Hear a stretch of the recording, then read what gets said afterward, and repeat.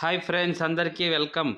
సీతమ్మ వాకిట్లో సిరిమల్లె చెట్టు మారి వెళ్ళిన విలేజ్లో ఒక నిమ్మ చెట్టు ఉందండి. నిజంగా ఈ చెట్టు సూపర్ అండి.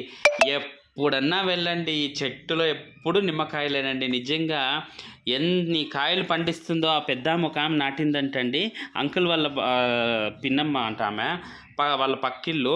నేను పోయినప్పుడన్నా నిమ్మకాయలు మస్తుగా వాళ్ళ కోడలు కొడుకు అన్నీ ఇచ్చి పంపిస్తారు నాకు.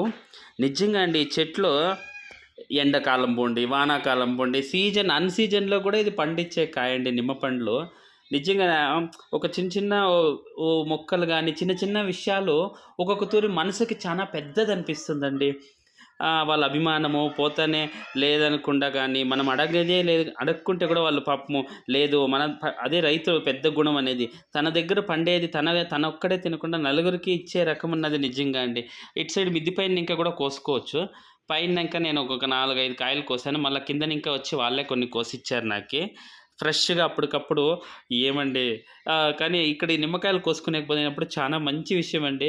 కుక్క పిల్లలు వేసిందండి. యాడికి పోయినా మనము పల్లెటూరు కదా, చిన్న చిన్న ఎంత ముద్దుగా ఉన్నాయి చూడండి. పాపం 4-5 పిల్లలు వేస్తే 2 పిల్లలు ఉన్నాయండి. ఒకటి ఇక్కడ ఉంది, ఒకటి నేను చెట్టు కింద కాయలు కోసేకెళ్ళాను కదా, అప్పుడు అదే ఆ పెరట్లోనే ఆ చెట్టు కింద ఇంకోటి తెల్లగా బ్రౌన్ కలర్లో ఎంత ముద్దుగా ఉంది చూడండి.